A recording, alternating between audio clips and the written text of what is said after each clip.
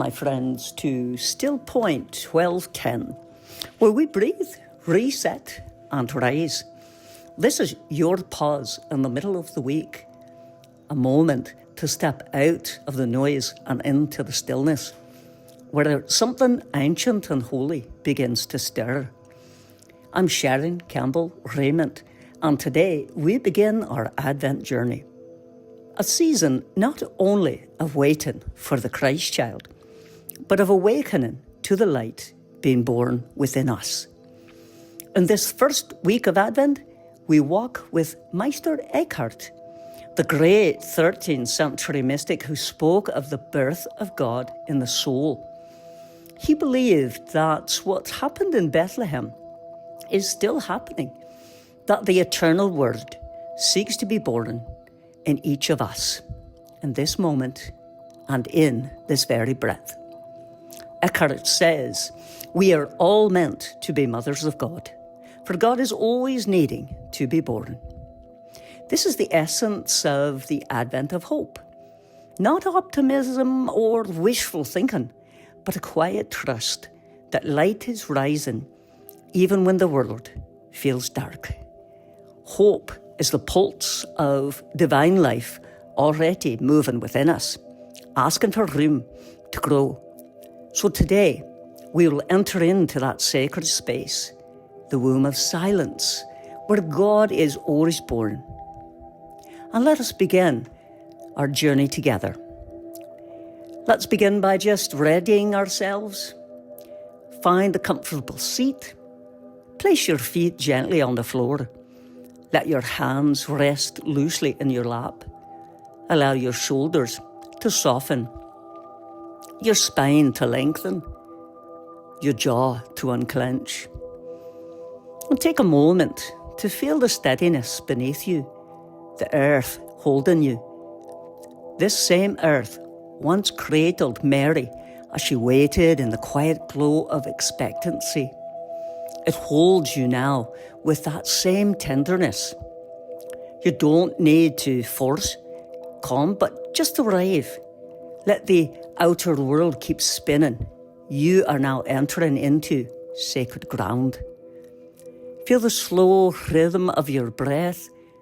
Inhale softly, as if drawn in morning light. Exhale, as if releasing night into the dawn. Whisper inwardly, here I am, let it be. That simple prayer, let it be, was Mary's doorway, and it can be ours. Let your body just settle into readiness, not as effort, but as consent, the quiet consent that allows divine life to awaken. And now gently begin to let go. The Advent season is of emptiness, not barren emptiness, but holy space making. It is the clearing of the room before the guest arrives. Notice what you have been holding on to so tightly. The expectations, the worries, the relentless doing. Place them softly at your feet. Let go of the need to understand everything. Let go of the timeline of how you think things should unfold. And let go of the voice that says, I must do more to be worthy of the light. Eckhart wrote, to be full of things is to be empty of God. To be empty of things is to be full of God. Emptying, my friends, is not loss, it is preparation. Picture a dark winter field after the harvest, silent and bare, yet teeming with unseen potential. The seeds rest under the soil and waiting for the warmth that will wake them. This is what your soul feels like in this season. Resting, readying, waiting for the warmth of God's renewal. Release. Not into nothingness, but into trust. Now in the spaciousness that remains, let yourself receive Imagine the first light of dawn, pale gold spilling across the horizon. You don't rush. You don't create it. You simply watch as night softens into the day. That is what divine birth looks like inside the soul. Light quietly unfolding in the dark, almost unnoticed until suddenly you realise it has filled the room. Eckhart wrote that the same word which was spoken into Mary is spoken into every soul. Creation was not a one-time event. It is happening still. The divine desire that said, "Let there be light," is still speaking those words in you. Hope then is not waiting for what we do not have. It's awakening to what is already being born. You may feel that your inner world is still shadowed. This is all right. Eckhart reminds us, truly it is in the darkness that one finds the light. So when we are in sorrow, then this light is nearest of all to us. Let the light find you. Let it move through you. The cracks and the soften what has been so rigid. Let it warm the places within you that have grown cold. Now imagine that light as something alive, pulsing within your heart, small, tender, luminous, like the flicker of a candle in a cave. That flame is Christ forming within you. Not an idea or a memory, but presence. The living word becoming flesh again through your very being. Breathe with that awareness for a few moments. With each inhale, a whisper of "Come, Lord Jesus, come." Exhale a surrender, "Let it be."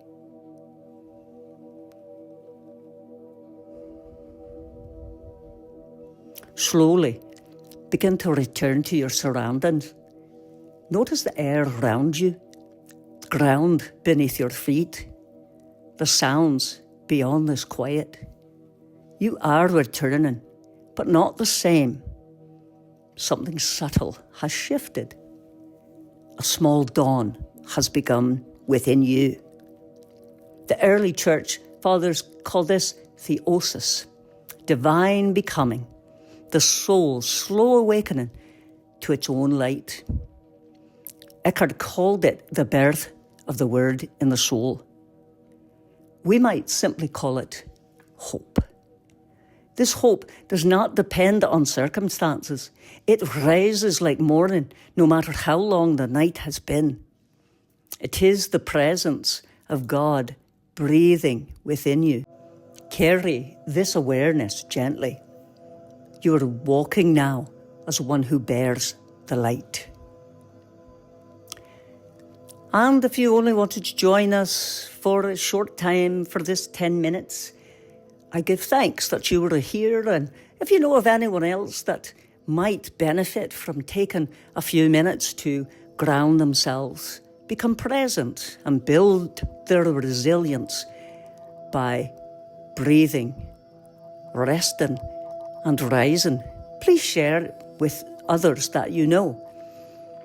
And if you have a wee bit more time, continue listening as we reflect upon Meister Eckhart and the birth of God in the soul, hope as the inner Bethlehem. Advent begins in the dark. The candles are not yet lit. The sky is still heavy with waiting. And yet, within that darkness, something is already moving. Slow and steady and visible, like a heartbeat beneath the layers of quiet. That movement is hope. The mystic Meister Eckhart called this movement the birth of God in the soul. He said that once happened in Bethlehem happens again and again in every person who consents to love. The eternal Word, the creative light, seeks not only a manger of straw, but the inner room of your being, a space cleared of noise where the divine may be born anew. Eckhart lived in the late 1200s, a world of cathedrals and conflict, of faith and of fear. He knew darkness intimately, political upheaval, the plague of poverty, the narrowness of religion that made God distant and the human spirit small. And yet, from within that darkness, he dared to speak of God as presence, as now, as birth. He said, there is no creature so small that it does not reveal the face of God. He believed that God is not out there to be found, but in here to be realised within. When Eckhart preached during Advent, he did not tell people to look outward to the distant star of Bethlehem. He told them to turn inward, to listen for the same angelic whisper Mary heard. The Lord is with you. He said, we are all meant to be mothers of God. What good is it to me if the eternal birth of the divine Son takes place unceasingly, but does not take place within myself? For him, hope was not a feeling of positivity. It was the certainty that God's creative act is still happening, still unfolding in us and through us. Hope was participation in that birth, the deep knowing that something holy is being formed, even in what feels barren. Imagine, he says, that your soul is like a small, quiet Bethlehem. The streets are empty. The world outside is crowded and distracted. Yet within you, there is a stable, humble, hidden, and waiting. You might not think much of it. You might even feel its emptiness as ache. But to the divine, it is enough. In that hidden place, straw becomes an altar. The breath you take becomes the Spirit's wind, and your willingness becomes the open door through which God enters time again. Eckhart believed that every soul carries within it a seed of the Word, the spark that remembers its origin. When we become still, that seed begins to quicken. When we trust the silence, we can feel its warmth. When we surrender, it begins to break open and the light of God pushes towards the birth. He said the seed of God is in us. Pear seeds grow into pear trees, nut seeds into nut trees, and the seed of God into God. That is the audacity of hope, my friends, that the divine nature longs to express itself through us, through our laughter, our forgiveness, our courage, to keep believing when nothing seems sure. Hope for Eckhart was not looking towards a distant heaven. It was the awakening of heaven's consciousness in the ordinary heart. He taught that every moment holds a Bethlehem, and if we are willing just to notice it in our lives. Eckhart often spoke of Gilasante, the Latin bee, the release that precedes the divine birth. Before Mary could receive the word, she had to be silent. Before the universe could echo with, "Let there be light," there was a stillness. Hope begins not with striving, but with listening. He said, there is a silence deeper than all sound.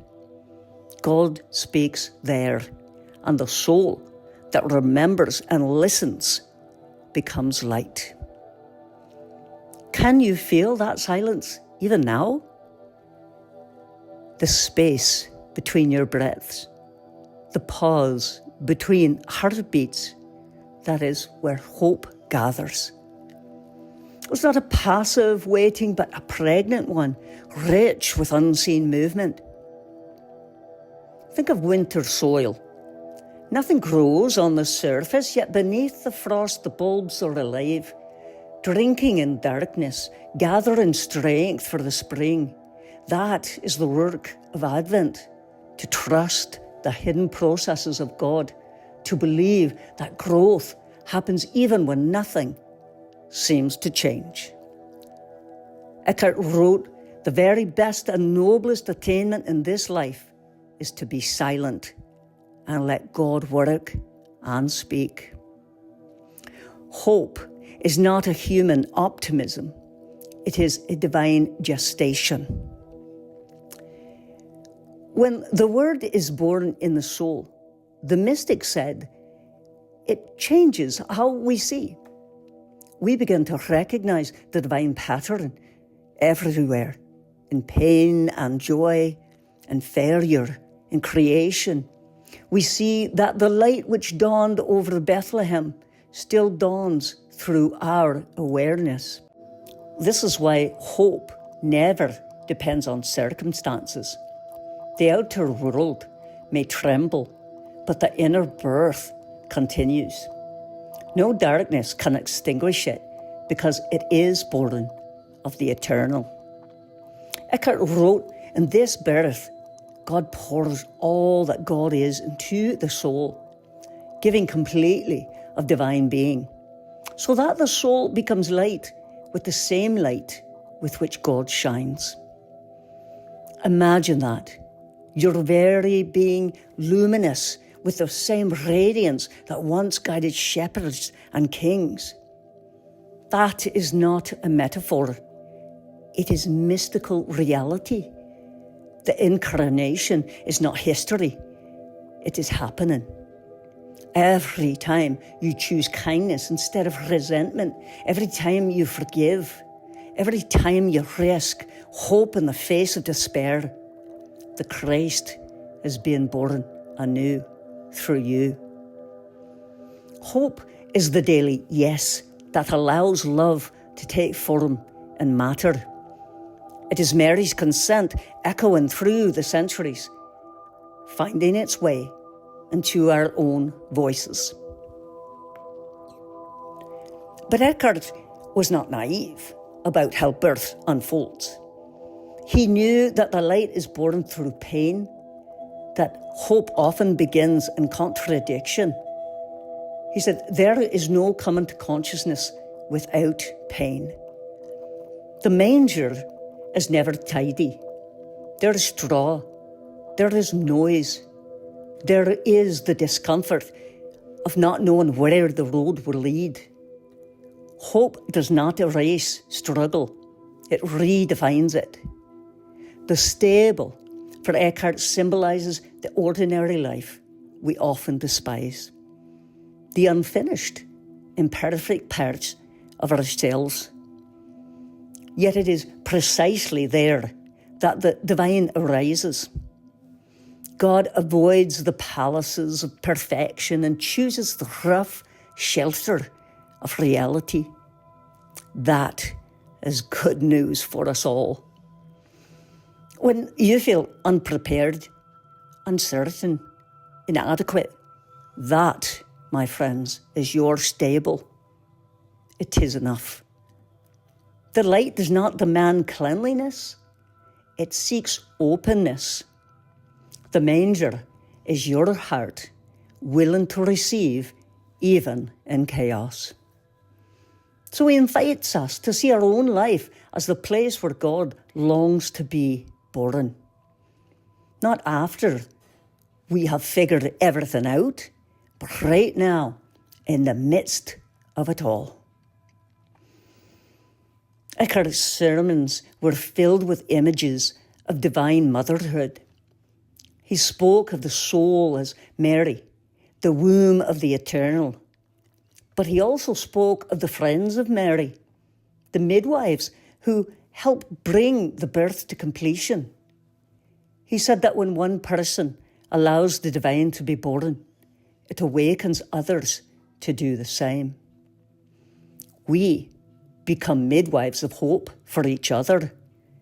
A gentle word, a listening ear, a moment of compassion. These are the hands that steady another's labour. This is how God's birth multiplies in the world. He reminded his listeners that hope is not for oneself alone. The soul that truly knows God, he said, must pour itself out into love. To hold the Christ within and refuse to give it away is to halt the birth.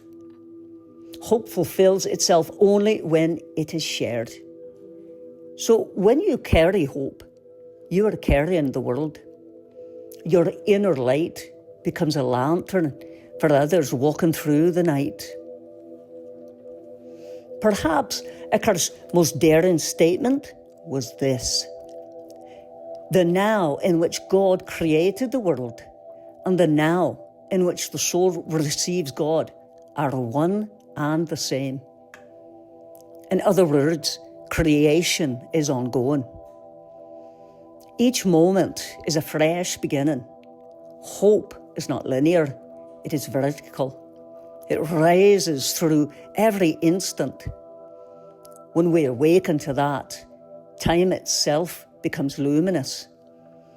The path and past loosens its grip, and the future releases its anxiety, and we stand in the eternal present where everything is possible. He called this the eternal birth. God forever giving, forever speaking, forever being born, and we forever are becoming. This means that even in your own darkest of hours, the divine pulse continues.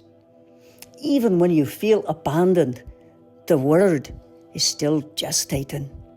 Hope is the realization that there is no moment devoid of God's creative breath.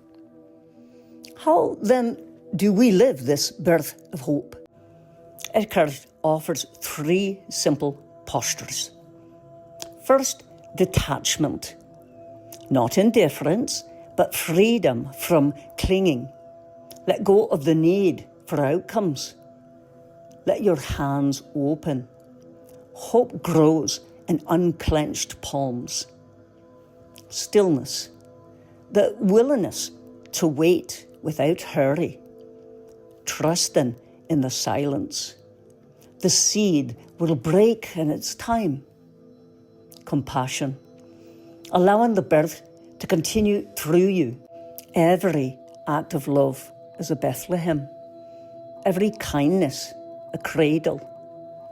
He said, the soul that gives birth to God must become one with the nature of God. Generous, radiant, and life-giving. So we do not keep the light for ourselves. We become its reflection in a shadowed world. As we move through Advent's long nights, imagine yourself standing in the hush before dawn. The horizon is still dark, yet something glimmers, a silver edge of promise. That is hope. You cannot hurry it. You can only face east and wait. Slowly, the sky softens. A single ray reaches out, touches the earth, and touches your skin. You realize that the same light that rose over Bethlehem is rising now in you. And you are the horizon where God meets creation. You are the threshold of birth. Let that awareness fill you. The warmth, the wonder, the simplicity of it. God choosing you as you are, as a dwelling place. the infinite choosing the finite as home. This is the mystical heart of Christmas, the union of heaven and earth, not once long ago, but now, again, within. Hope is not waiting for something to happen. Hope, my friends, is recognizing that it already is. So, when you leave this place, do not seek the light elsewhere. Turn inward. You will find the manger glowing quietly behind your ribs. You will find Mary's yes echoing in your pulse. And you will find the Christ child breathing in your every breath. And you will know, as Meister Eckhart knew, that the dawn of God has never ceased to rise. It simply waits for our awakening.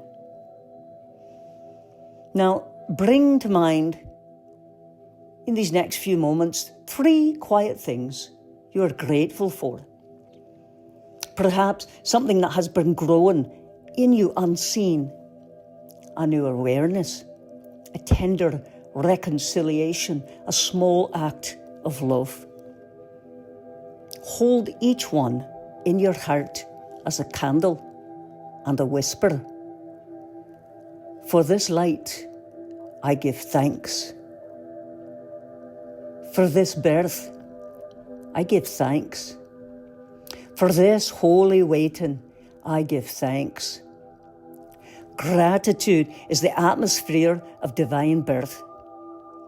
It is the soil in which hope takes root. Even the smallest thanks opens a door wider for light to enter. As we close, my friends, may you carry this truth with you, that hope is not somewhere beyond the horizon. It is rising within you now. Like Mary, may you trust what is forming, even if unseen. Like Eckhart, may you know that God is always giving birth in the soul. And like the dawn, may you keep returning gently, faithfully, bringing light to a shadowed world. Together, let us softly say, the light within me is of God. The dawn within me is rising. I am part of the birth of love. My friends, if this has inspired you or given you a moment just to pause, to reset and rise, please like and share and let others know about Still Point 1210 on Wednesdays. Until next time, my friends, walk slowly, listen deeply, speak gently, and receive the world with a big smile. And may you breathe, reset, and rise. God bless.